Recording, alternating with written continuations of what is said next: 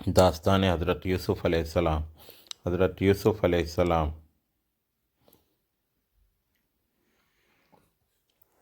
حضرت یوسف علیہ السلام کا زمانہ کم و بیش 2000 سال قبل مسیح بتایا جاتا ہے۔ آپ کے والد گرامی حضرت یعقوب علیہ السلام اللہ تعالیٰ کے برگزیدہ بندے اور جلیل القدر نبی تھے۔ حضرت یوسف علیہ السلام کی پیدائش کے وقت حضرت یعقوب علیہ السلام کی عمر 73 سال تھی۔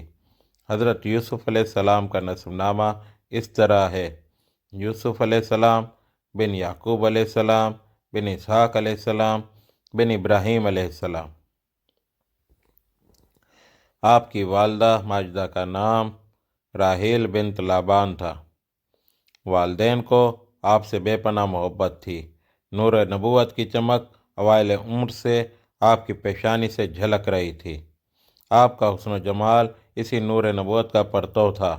آپ کی دماغی اور فطری استعداد دوسرے بھائیوں کے مقابلے میں نمایاں اور ممتاز تھی۔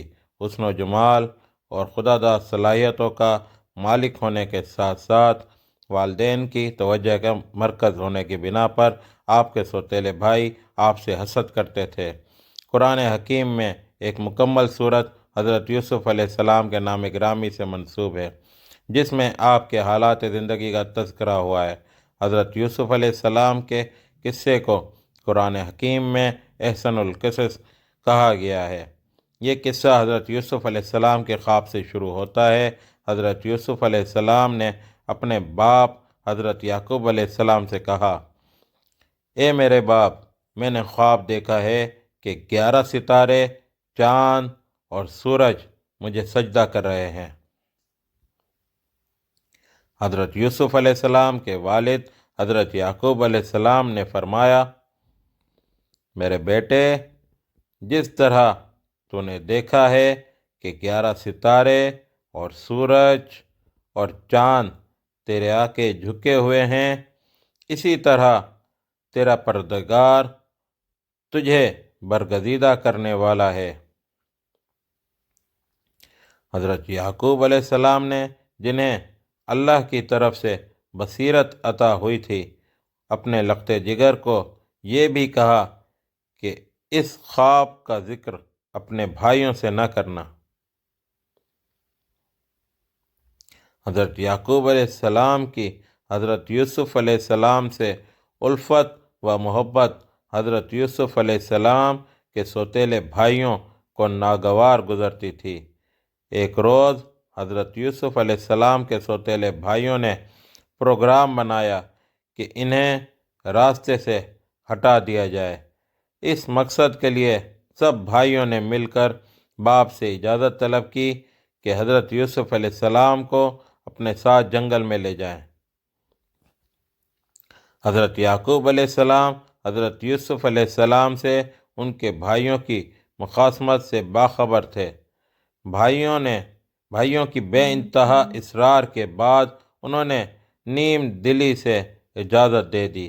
سوتیلے بھائی سیر کے بہانے حضرت یوسف علیہ السلام کو ساتھ لے گئے اور واپس آتے ہوئے انہیں ایک اندھے کنویں میں ڈال دیا اور مکر و فریب سے روتے ہوئے گھر لوٹ آئے۔ باپ کے سامنے حضرت یوسف علیہ السلام کی عدم موجودگی کا یہ عذر پیش کیا کہ انہیں بھیڑیا کھا گیا ہے، اور ثبوت کے طور پر بکری کے خون سے کپڑے میں لپٹے ہوئے ان کو دکھایا۔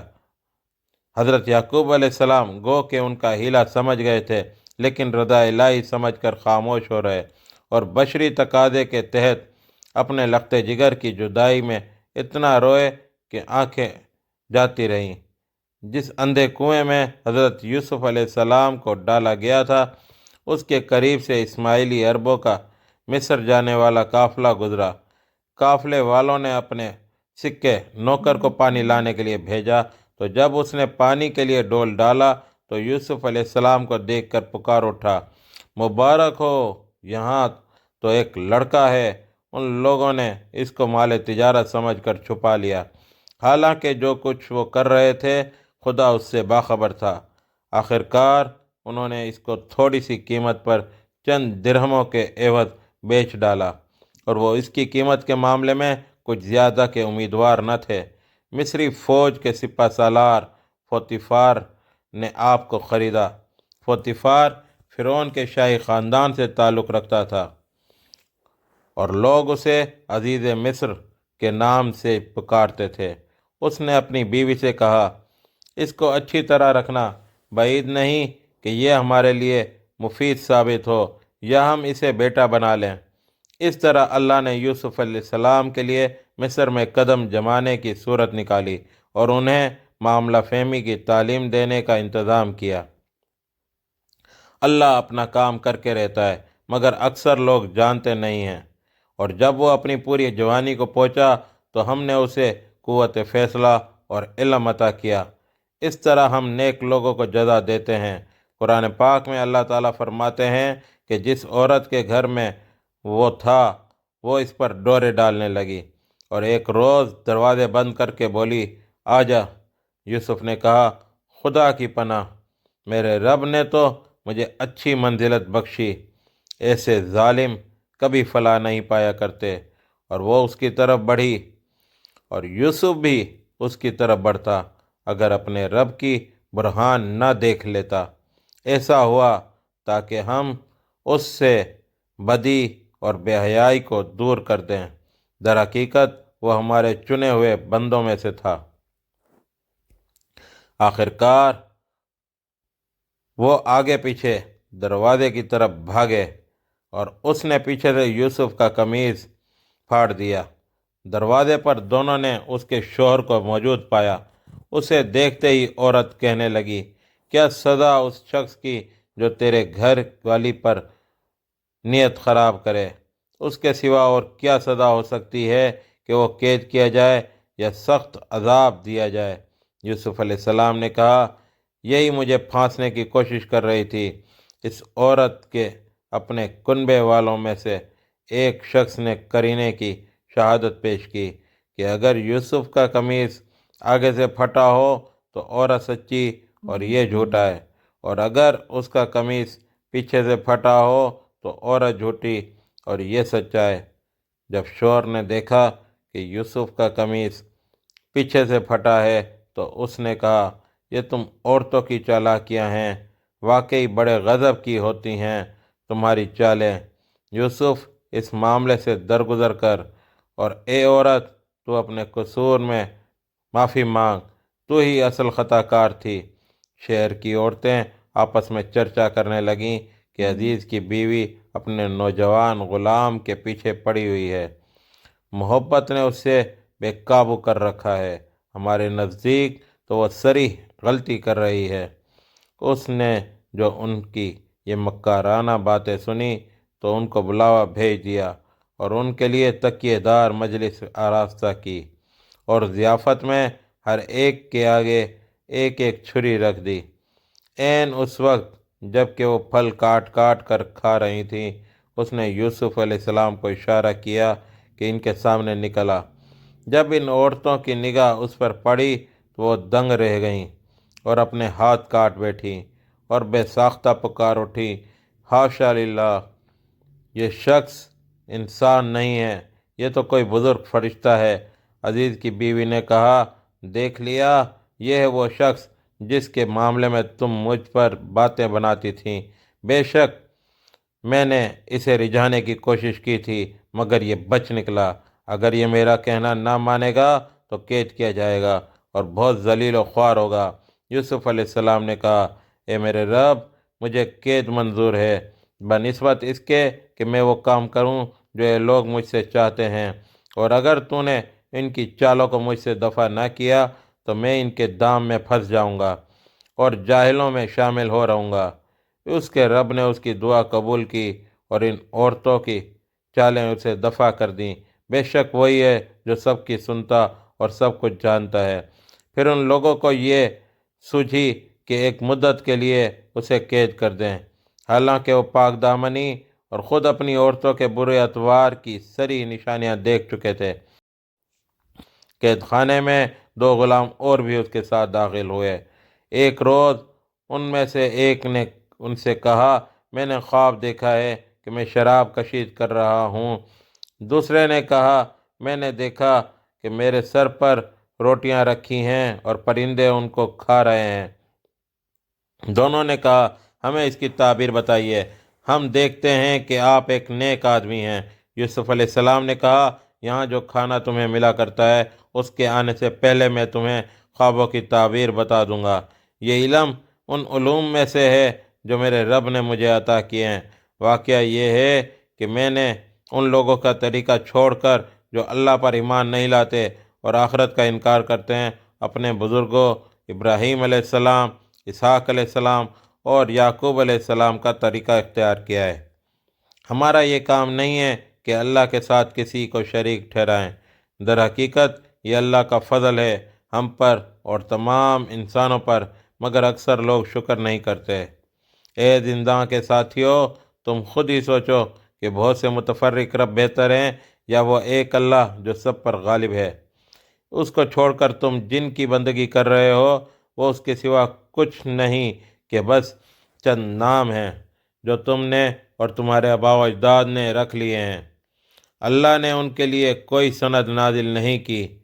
فرما روائی کا اقتدار اللہ کے سوا کسی کے لیے نہیں ہے۔ اس کا حکم ہے کہ خود اس کے سوا تم کسی کی بندگی نہ کرو۔ یہی ٹھیٹ سیدھا طریق زندگی ہے، مگر اکثر لوگ جانتے نہیں۔ اے زندہ کے ساتھیوں، تمہارے خواب کی تعبیر یہ ہے کہ تم میں سے ایک تو اپنے رب شاہ مصر کو شراب پلائے گا اور رہا دوسرا تو اسے سولی پر چڑھایا جائے گا اور پرندے اس کا سر نوچ نوچ کر کھائیں گے۔ فیصلہ ہو گیا اس بات کا جو تم پوچھ رہے تھے۔ پھر ان میں سے جس کے متعلق خیال تھا کہ وہ رہا ہو جائے گا، اس سے یوسف علیہ السلام نے کہا کہ اپنے رب شاہ مصر سے میرا ذکر کرنا۔ مگر شیطان نے اسے ایسا غفلت میں ڈالا کہ وہ اپنے رب سے ذکر کرنا بھول گیا اور یوسف علیہ السلام کئی سال قید خانے میں پڑا رہا۔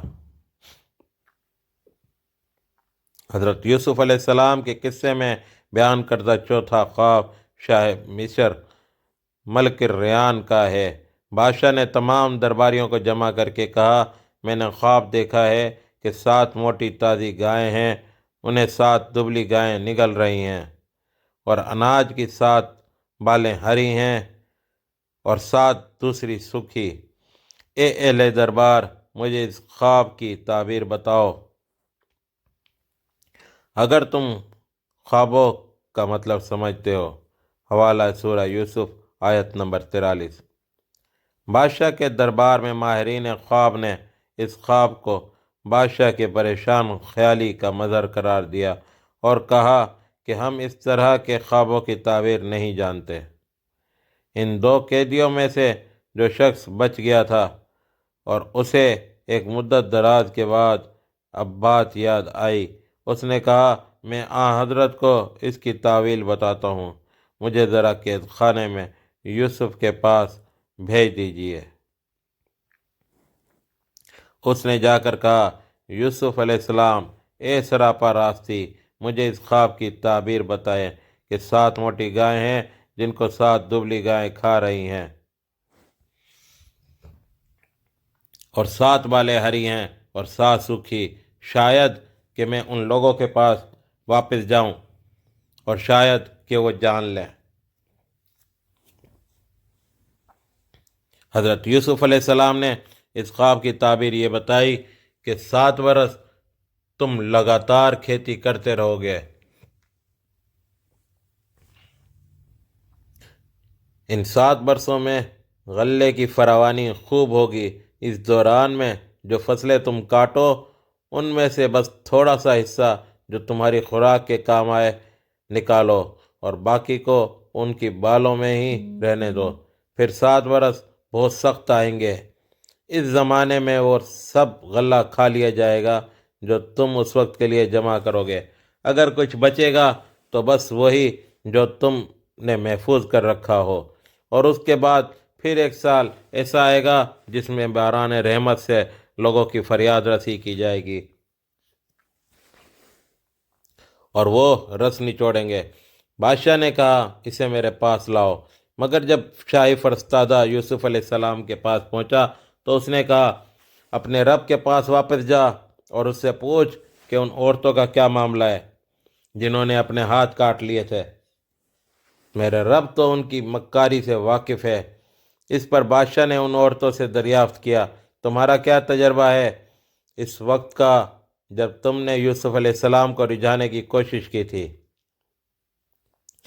सब ने एक जबान होकर कहा, हाशा लिल्लाह, हमने तो उसमें बदी का शायबा तक न पाया।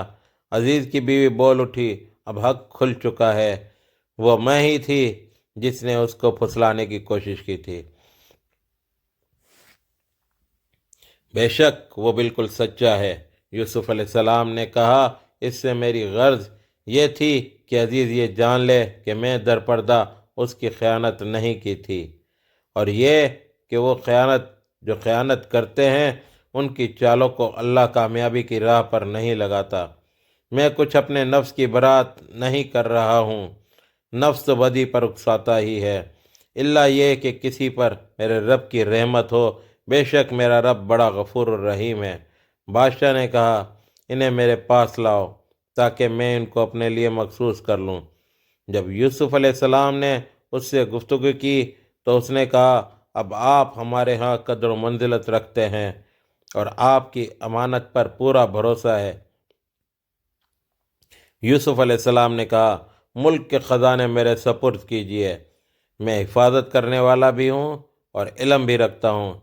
इस तरह हमने इस सरज़मीन में यूसुफ अलैहिस्सलाम के लिए इक़्तिदार की राह हमवार की। वो मुख्तार था कि इसमें जहाँ चाहे अपनी जगह बनाए। हम अपनी रहमत से जिसको चाहते हैं नवाजते हैं। नेक लोगों का अजर हमारे यहाँ मारा नहीं जाता, और आखरत का अजर उन लोगों के लिए ज़्यादा बेहतर है जो ईमान लाए और खुदा तरसी के साथ काम करते हैं। यूसुफ अलैहिस्सलाम के भाई मिस्र आए और उसके यहाँ हाजिर हुए। उसने उन्हें पहचान लिया मगर वह उससे नाआशना थे। फिर जब उसने उनका सामान तैयार करवाया तो चलते वक्त उनसे कहा, अपने सौतेले भाई को मेरे पास लाना। देखते नहीं हो कि मैं किस तरह पैमाना भर कर देता हूँ और कैसा अच्छा मेहमान नवाज हूँ। अगर तुम उसे न लाओगे तो मेरे पास तुम्हारे लिए कोई गला नहीं है, बल्कि तुम मेरे करीब भी ना फटकना। उन्होंने कहा, हम कोशिश करेंगे कि वालिद साहब उसे भेजने पर राज़ी हो जाएं, और हम ऐसा ज़रूर करेंगे। यूसुफ अलैहिस्सलाम ने अपने ग़ुलामों को इशारा किया कि इन लोगों का गले के एवज़ जो माल दिया है वो चुपके से इनके सामान ही में रख दो। ये यूसुफ अलैहिस्सलाम ने इस उम्मीद पर किया कि घर पहुंचकर वो अपना सामान वापस पाया हुआ माल पहचान ले जाएंगे, और अजब नहीं कि फिर पलटें। जब वो अपने बाप के पास गए तो कहा, अब्बाजान, आइंदा हमको गला देने से इनकार कर दिया गया है, लिहाजा आप हमारे भाई हमको हमारे साथ भेज दीजिए ताकि हम गला लेकर आएँ और उसकी हिफाजत के हम जिम्मेदार हैं। बाप ने जवाब दिया कि मैं इसके मामले में तुम पर ऐसा ही भरोसा करूं जैसा उससे पहले उसके भाई के मामले में कर चुका हूं। अल्लाह ही बेहतर मुहाफ़िज़ है और वह सबसे बढ़कर रहम फरमाने वाला है। फिर जब उन्होंने अपना सामान खोला तो देखा कि उनका माल भी उन्हें वापस कर दिया गया है। ये देखकर वो पुकार उठे, अब्बा जान, और हमें क्या चाहिए? देखिए, ये हमारा माल भी हमें वापस दे दिया गया है। बस अब हम जाएंगे और अपने अहलो याल के लिए रसद ले आएंगे, अपने भाई की हिफाजत भी करेंगे और एक वारिस्तर और ज़्यादा भी लाएंगे। इतने गले का इजाफा आसानी के साथ हो जाएगा।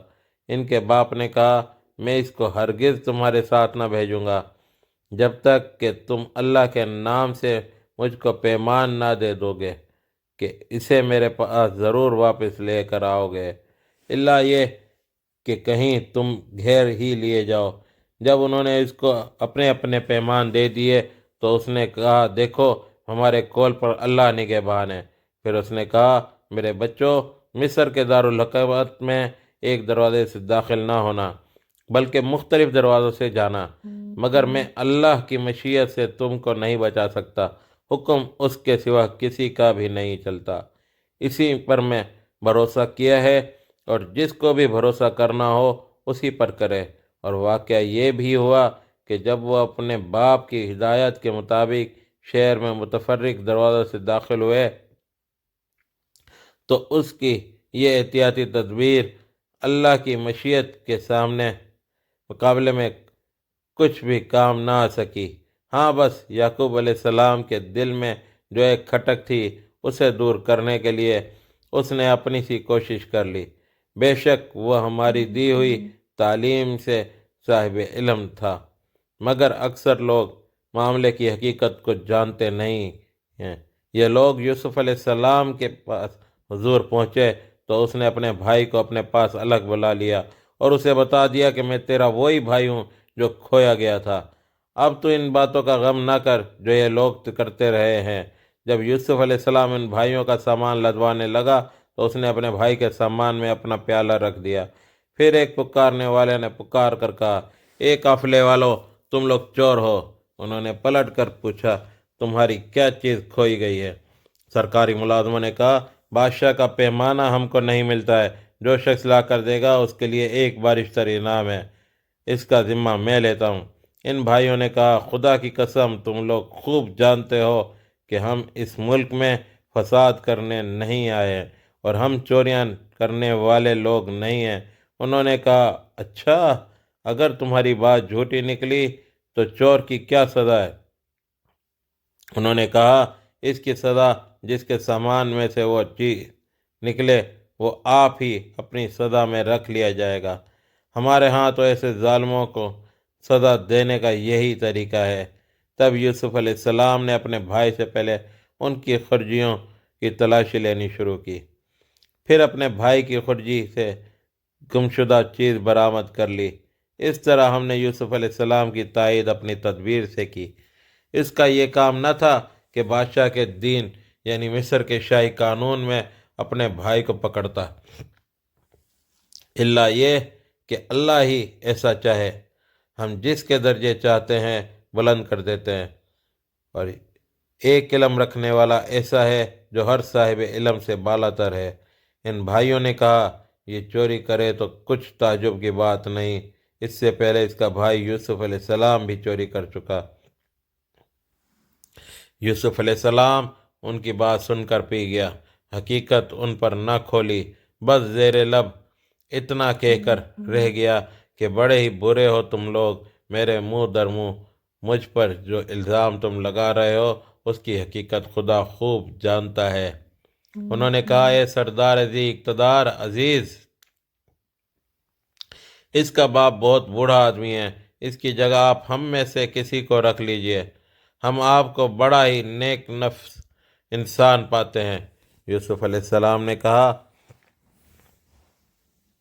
پناہ خدا، دوسرے کسی شخص کو ہم کیسے رکھ سکتے ہیں؟ جس کے پاس ہم نے اپنا مال پایا ہے اس کو چھوڑ کر دوسرے کو رکھیں گے تو ہم ظالم ہوں گے۔ جب وہ یوسف علیہ السلام سے مایوس ہو گئے تو ایک گوشے میں جا کر آپس میں مشورہ کرنے لگے۔ ان میں جو سب سے بڑا تھا وہ بولا، تم جانتے نہیں ہو کہ تمہارے والد تم سے خدا کے نام پر عہد و پیمان لے چکے ہیں، اور اس سے پہلے یوسف علیہ السلام کے معاملے میں جو زیادتی تم کر چکے ہو وہ بھی تم کو معلوم ہے۔ اب میں تو یہاں سے ہرگز نہ جاؤں گا جب تک کہ میرے والد مجھے اجازت نہ دیں یا پھر اللہ ہی میرے حق میں کوئی فیصلہ فرما دے کہ وہ سب سے بہتر فیصلہ کرنے والا ہے۔ تم جا کر اپنے والد سے کہو کہ ابا جان، آپ کے صاحبزادے نے چوری کی ہے، ہم نے اسے چوری کرتے ہوئے نہیں دیکھا، جو کچھ ہمیں معلوم ہوا ہے بس وہی ہم بیان کر رہے ہیں، اور غیب کی نگہبانی تو ہم نہ کر سکتے تھے۔ آپ اس بستی کے لوگوں سے پوچھ لیجئے جہاں ہم تھے، اس قافلے سے دریافت کر لیجئے جس کے ساتھ ہم آئے ہیں، ہم اپنے بیان میں بالکل سچے ہیں۔ باپ نے یہ داستان سن کر کہا، دراصل تمہارے نفس نے تمہارے لیے ایک اور بڑی بات کو سہل بنا دیا ہے۔ اچھا، اس پر بھی صبر کروں گا اور بخوبی کروں گا۔ کیا بعید ہے کہ اللہ ان سب کو مجھ سے لا ملائے۔ وہ سب کچھ جانتا ہے اور اس کے سب کا حکمت پر مبنی ہے۔ پھر وہ ان کی طرف سے منہ پھیر کر بیٹھ گیا اور کہنے لگا کہ ہائے یوسف۔ وہ دل ہی دل میں غم سے گھٹا جا رہا تھا اور اس کی آنکھیں سفید پڑ گئی تھیں۔ بیٹوں نے کہا خدارا آپ تو بس یوسف ہی کو یاد کیے جاتے ہیں، نوبت یہ آ گئی ہے کہ اس کے غم میں اپنے آپ کو گھلا دیں گے یا اپنی جان ہلاک کر ڈالیں گے۔ اس نے کہا میں اپنی پریشانی اور غم کی فریاد اللہ کے سوا کسی سے نہیں کرتا، اور اللہ سے میں جتنا واقف ہوں تم نہیں جانتے۔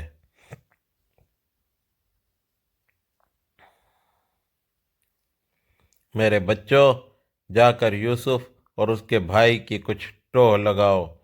اللہ کی رحمت سے مایوس نہ ہو، اس کی رحمت سے تو بس کافر ہی مایوس ہوا کرتے ہیں۔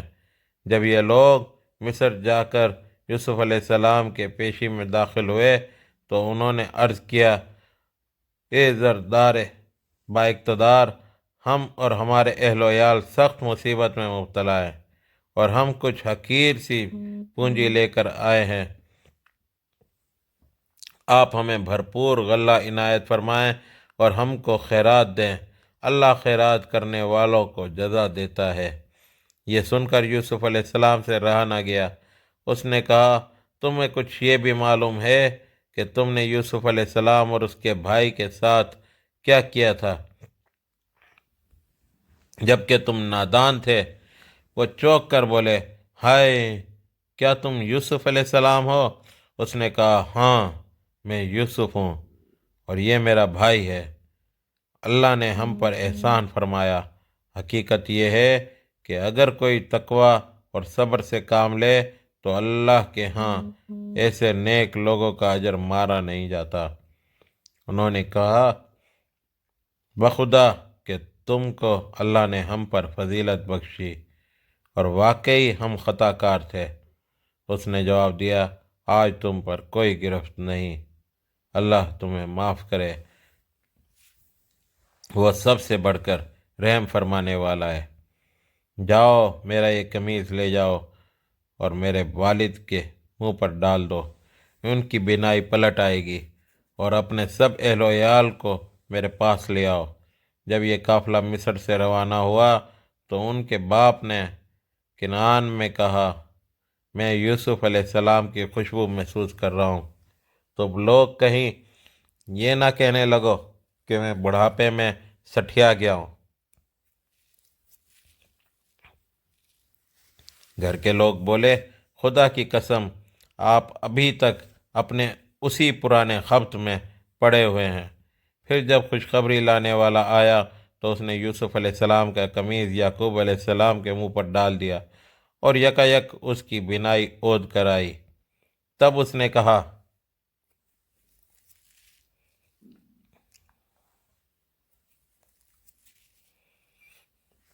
میں تم سے کہتا نہ تھا میں اللہ کی طرف سے وہ کچھ جانتا ہوں جو تم نہیں جانتے۔ سب بول اٹھے ابا جان آپ ہمارے گناہوں کی بخشش کے لیے دعا کریں، واقعی ہم خطا کار تھے۔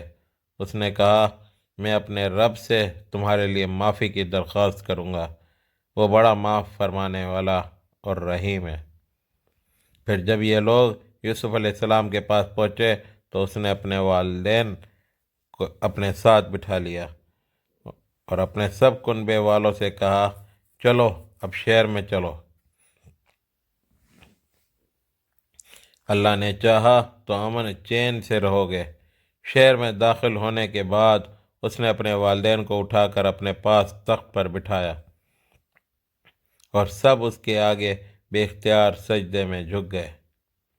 یوسف علیہ السلام نے کہ اب کہا ابا جان یہ تعبیر ہے میرے اس خواب کی جو میں نے پہلے دیکھا تھا، میرے رب نے اسے حقیقت بنا دیا۔ اس کا احسان ہے کہ اس نے مجھے قید خانے سے نکالا اور آپ لوگوں کو صحرا سے لا کر مجھ سے ملایا۔ حالانکہ شیطان میرے اور میرے بھائیوں کے درمیان فساد ڈال چکا تھا، واقعہ یہ ہے کہ میرا رب غیر محسوس تدبیروں سے اپنی مشیت پوری کرتا ہے، بے شک وہ علیم و حکیم ہے۔ پھر یوسف علیہ السلام اللہ کا شکر ادا کرتے ہیں، اے میرے رب، تو نے مجھے حکومت بخشی اور مجھے باتوں کی تہ تک پہنچنا سکھایا۔ زمین و آسمان کے بنانے والے، تو ہی دنیا اور آخرت میں میرا سرپرست ہے۔ میرا خاتمہ اسلام پر کر اور انجام کار مجھے صالحین کے ساتھ ملا۔ اس کے بعد اللہ تعالیٰ نبی کریم صلی اللہ علیہ وسلم سے فرماتے ہیں، اے محمد صلی اللہ علیہ وسلم، یہ قصہ غیب کی خبروں میں سے ہے جو ہم تم پر وحی کر رہے ہیں، ورنہ تم اس وقت موجود نہ تھے جب یوسف علیہ السلام کے بھائیوں نے آپس میں اتفاق کر کے سازش کی تھی۔ دراصل یہ صورت اس وقت نازل ہوئی جس وقت قریش مکہ نے نبی کریم صلی اللہ علیہ وسلم کو طرح طرح تنگ کیا، اور یہ ان کے رشتہ دار بھی تھے، تو اللہ نے انہیں اس واقعے سے ہمت بندھائی